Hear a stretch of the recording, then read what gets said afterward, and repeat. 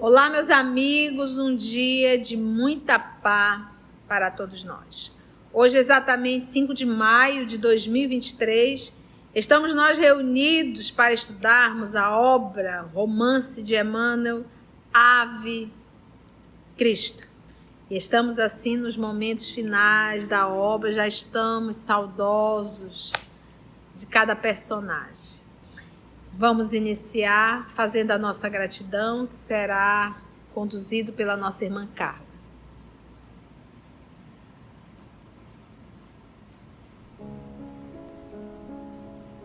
Jesus amigo, graças te damos por essa oportunidade de estudo, de trabalho, de encontro, de fraternidade.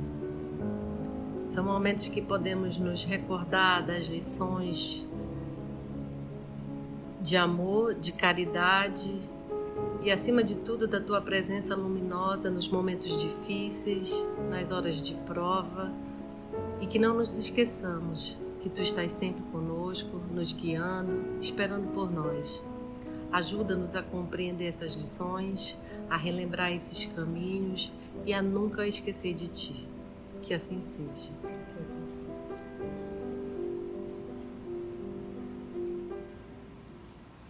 A nossa irmã Aramita irá fazer a recapitulação do nosso último estudo. Vou fazer igual como diz, corre o ano de 256 da era cristã. Na primavera de 256, casa Lucila aos 21 anos com o seu tio. Como é o nome do tio da Lucila, gente? Galba, que tem 40 anos. Na primavera também de 256, morre Lívia, desencarna Lívia de tuberculose, desencarna Helena de suicídio e tem um AVC, Opílio, que volta para a capital de Roma com a Anacleta, que é a serva que cuida de todos. Tassiano volta para Lyon e fica com as duas crianças, Blandina e Quinto Celso. Blandina está com 7, 8 anos, Quinto Celso está com 11 anos. Tassiano tem 40 anos e Tassiano, já sabendo que a situação dele vai modificar, se muda para a casa que era do Basílio, com as duas crianças e um casal de servos, e está ali. Então vamos lá, que Jesus nos conduza. Vamos para o outono de 256. O rapazinho, terminados os estudos e as tarefas de cada dia, ainda encontrava tempo para rápidas leituras do arquivo de Basílio, que Tassiano conservava respeitosamente. Daí, o benfeitor paternal, quando nos entendimentos costumeiros, quer nos passeios pelo campo, quer às refeições no triclínio, surpreender-se com as observações do menino, judiciosas e sensatas, nas quais, todavia, Quinto Celso evitava igualmente as menores referências ao cristianismo de maneira direta. Qual a idade dele aqui, Aramita? 11 anos e o menino já tinha uma fala lúcida. Se nós olharmos com um pouquinho só de atenção aos nossos filhos, a gente pode ter uma leve ideia de que umbral veio.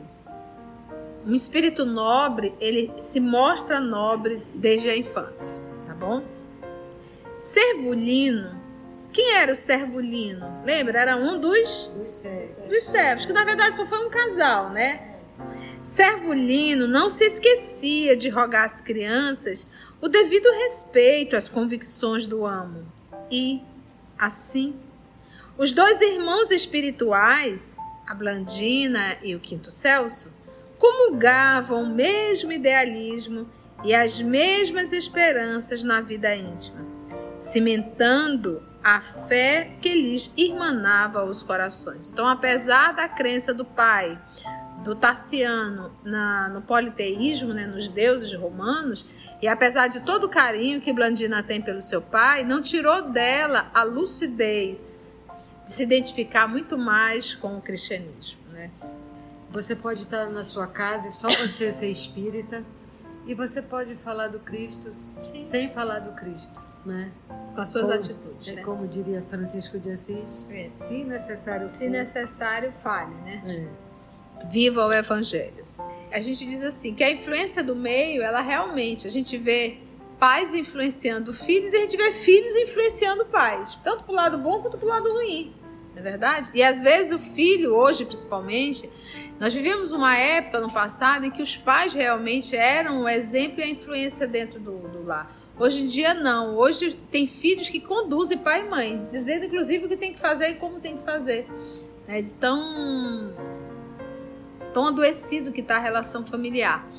E aqui a gente vê que apesar da ação do Tassiano sobre a Blandina, isso não tira de Blandina a liberdade da escolha. Eu posso até não bater de frente com o papai, mas eu não me identifico com o Deus que ele quer me apresentar, com os deuses que ele quer me apresentar. Eu já me identifiquei muito mais com o que o Quinto Celso está falando, que é Jesus de Nazaré. Então, quando a gente identifica, é porque tem ressonância dentro da gente, entendeu? Isso faz sentido dentro da gente. E é interessante notar que ela estava adoecida lá atrás, né? Naquela casa, só com ele. Ela estava adoecida, deprimida. E agora a gente nota que ela parece que está bem, dialogando com o Quinto, né?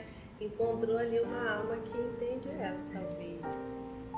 Noite a noite, viviam os habitantes da casinha do bosque doces e abençoadas horas de música e alegria. Qual se conhecesse os traços psicológicos de Tassiano de longa data, Celso adquirira maneiras especiais de orientar a conversação. E ele conhecia Tassiano de longas datas? Sim. Longos séculos. Certa feita, porque o patrício desencantado se queixasse das tragédias passionais do seu tempo, né, ali por paixão, né, com aflição e desânimo, o jovem falou sutil. Mas, meu pai, o senhor não julga o mundo necessitado de uma ideia nova? Uma ideia que penetre o sentimento da criatura, renovando-lhe o modo de pensar? Tassiano fitou espantado. Quem entenderia Celso dos problemas da vida? Embora admirado, revidou firme. Não creio, meu filho. Nossas tradições e nossas leis são suficientes. Basta nos adaptemos a elas, uma vez que as diretrizes estão prontas. Não admites que as divindades sabem reger nossas vidas? Ajuntou, né? Respondeu ali o pequeno, pensativo. Sim, meu pai, o senhor tem razão. Contudo, os deuses parecem tão longe. Dizem-nos que Júpiter garante o mundo em toda a parte, que Ceres é a protetora das colheitas, que Minerva dirige os sábios, mas não acha que precisávamos de alguém que, em nome dos deuses, viesse ao mundo conviver com os homens, vivendo-lhes as dificuldades e as dores? As divindades ajudam as pessoas, de conformidade com os sacrifícios que recebem nos templos. Assim, a proteção do céu varia com a posição dos homens. Há quem possa levar aos santuários touros, aves, incenso e moedas. Entretanto, a maioria dos habitantes de uma cidade é gente pobre, que apenas conhecem o sacrifício e a servidão. O Senhor acredita que os escravos são deserdados do céu? Os que mais trabalham devem ser os menos favorecidos? Pálido, é verdade, meninas. Então a pergunta, né, se isso não pensou numa ideia nova, isso ainda está aí no politeísmo, né?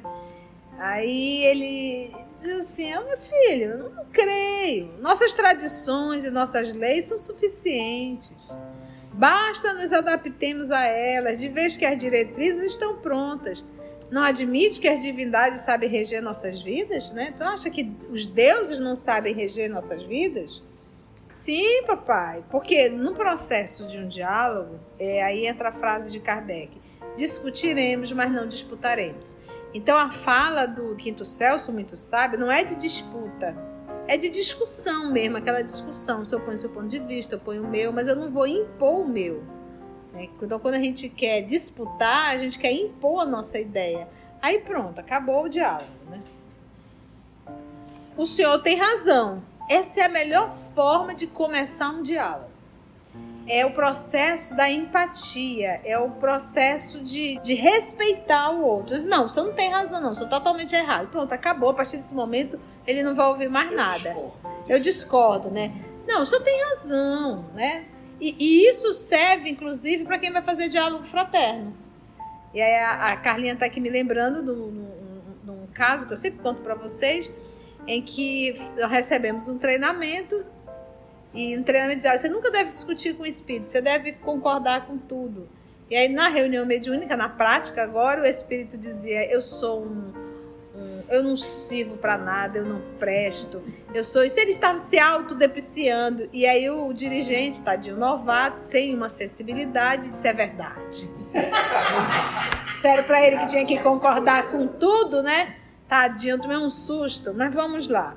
Então aqui ele, muito lúcido, disse, vamos discutir com o papai não, o senhor está certo, pai, tem razão. Contudo, porém, entretanto, todavia, né? Os deuses parecem tão longe. Dizem-nos que Júpiter, e aí vamos lá, Júpiter é o deus romano do dia, do céu e do trovão. É o rei dos deuses na mitologia romana. Que Júpiter garante o mundo em toda parte. Que Ceres era a deusa das plantas que brotam, particularmente dos grãos. Daí vem o cereal, né? Os cereais. Que Ceres é a protetora das colheitas. Que Minerva, deusa romana da sabedoria, das artes e das estratégias da guerra. Então a gente observa aqui cada deus vinculado a algo. Hoje isso existe? Sim. Existe. Ainda existe. Então a gente continua ainda cultuando. Então é o santo fulano que é o santo para atender isso. É o santo Beltrano. Qual é a santa dos olhos? Santa Luzia. Olha, Santa Luzia dos olhos. Aí tem o São José do quê? São José do trabalho, da família. Aí tem o Santo Antônio do casamento. Quem mais? Das causas impossíveis. Quem é? Santa Rita de Cássia. Santa Rita de Cássia, das causas impossíveis. Então a gente vai vendo o Santo Expedito. Dos animais, dos cachorros. São Lázaro. Que é aquele santo que ajuda a achar as coisas, São Longuinho. São Longuinho, que é o Longinos, né? Então a gente observa que a gente carrega esse comportamento atávico dentro da gente realmente, entendeu? Esse processo de atavismo mesmo, em que nós cultuamos e continuamos com os mesmos comportamentos. E é realmente resultado disso daqui. A gente vê, olha, cada um responsável por algo. Então, se eu trabalhasse na colheita, ali na plantação, eu ia me referir a que deusa? Se eu fosse da arte, a quem? Minerva. Deusa romana da sabedoria, das artes e das estratégias de guerra, inclusive. Vamos lá. Que Minerva dirige os sábios. Mas não acha que precisávamos de alguém que, em nome dos deuses, olha aí, ele por um acaso excluiu os deuses? Não, mas ele apresenta alguém maior do que os deuses. Em nome dos deuses, viesse ao mundo conviver com os homens, vivendo-lhes as dificuldades e as dores, porque por um acaso eles tiveram contato com a Ceres, com Minerva, com Júpiter, por isso que ele diz que estão muito longe, mas tiveram contato com Jesus de Nazaré? Mas não acha que precisávamos de alguém que, em nome dos deuses, e a gente sabe aonde que surgiu o politeísmo? No Egito Antigo. Você vai estudar isso na obra A Caminho da Luz. Viesse ao mundo conviver com os homens, vivendo-lhes as dificuldades e as dores. Então, se o nosso Senhor Jesus se fez carne, se revestiu de carne, num ato de extrema extrema humildade e amor a cada um de nós, porque um Cristo já não tem um perispírito, porque para ele ter encarnado aqui, ele se revestiu do corpo físico e do fluido do planeta. O corpo perispiritual tem que estar composto do fluido do planeta. Imagina como é o fluido desse planeta. Denso. E ele falou de evangelho vivendo na carne.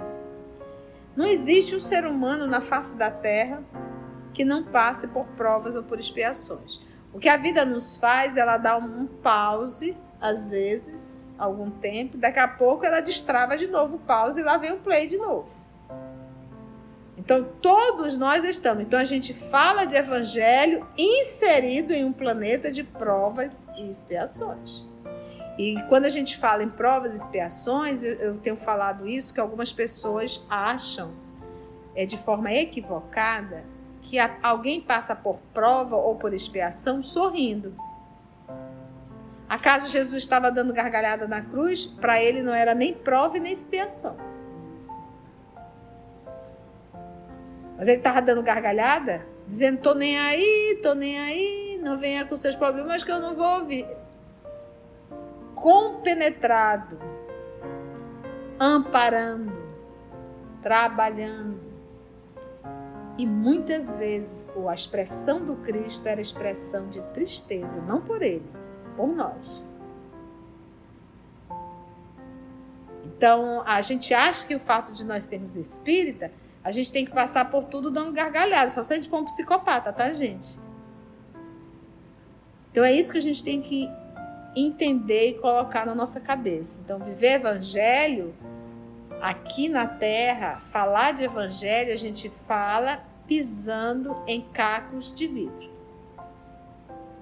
E que bom, porque isso faz com que a gente consiga compreender melhor o que a gente está falando.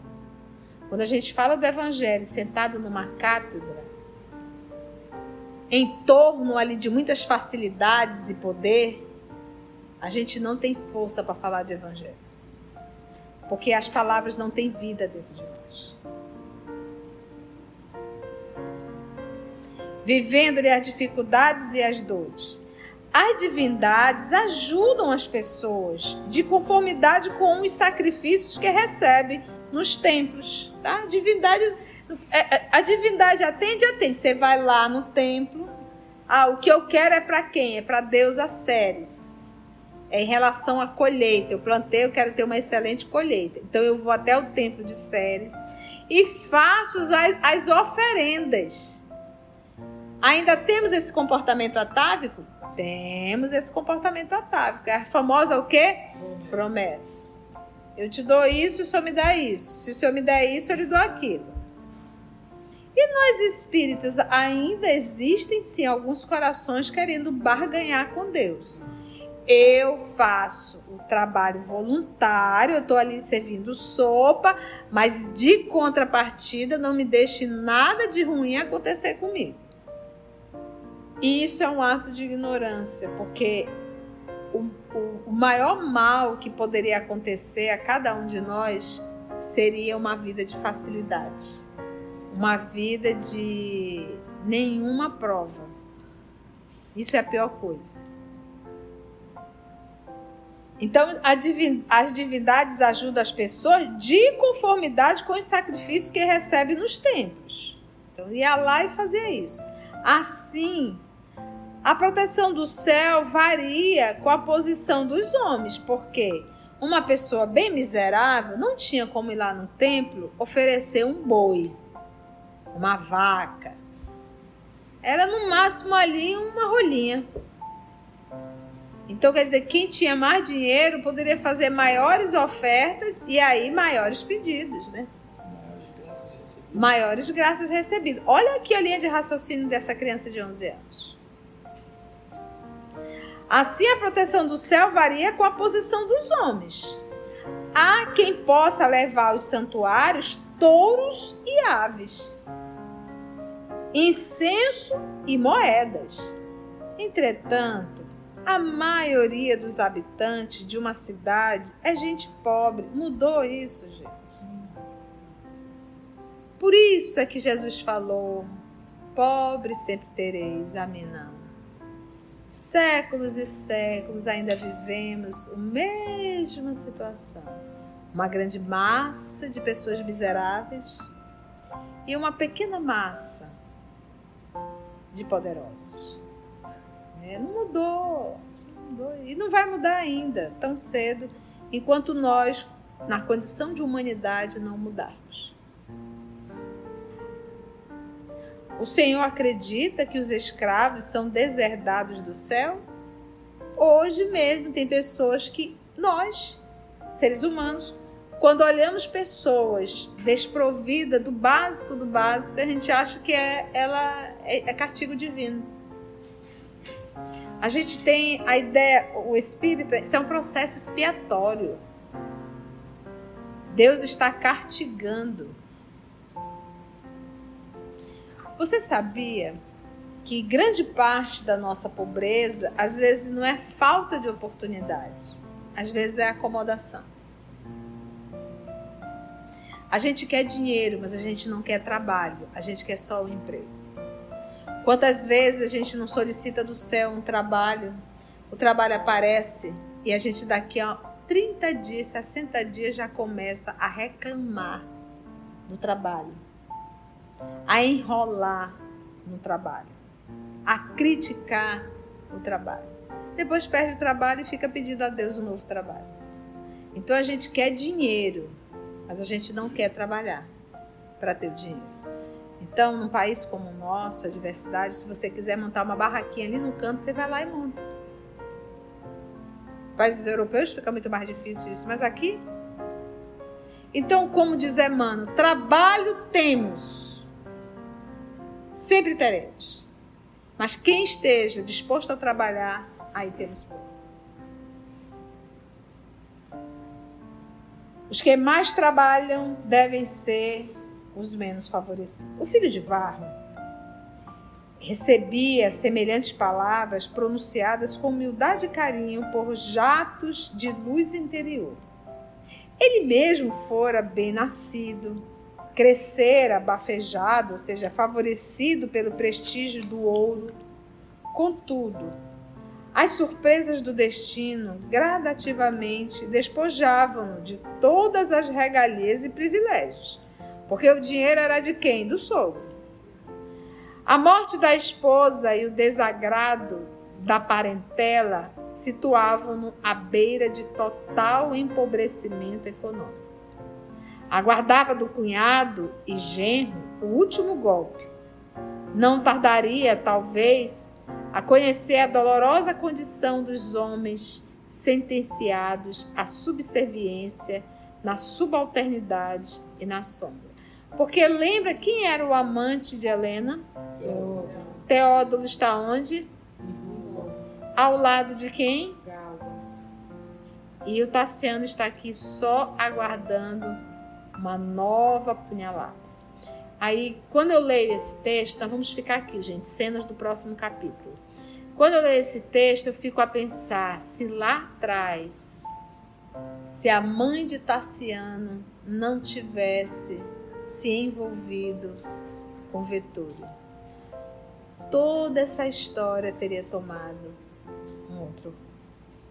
Quando a gente dá um passo errado, a gente acha que aquilo vai atingir só nós, não vai. Olha onde chegou essa história, porque lá atrás alguém não foi fiel ao compromisso matrimonial. Eu sempre gosto de falar, a nossa vida ela não está escrita, ela está sendo escrita pelas escolhas que eu faço hoje. Foi bom, gente? Assim agradecemos a Deus, nosso Pai, agradecemos a Jesus, o amor de nossa vida, e aos amigos espirituais aqui presentes por mais uma oportunidade de estudo e reflexão. Graças te damos, Senhor.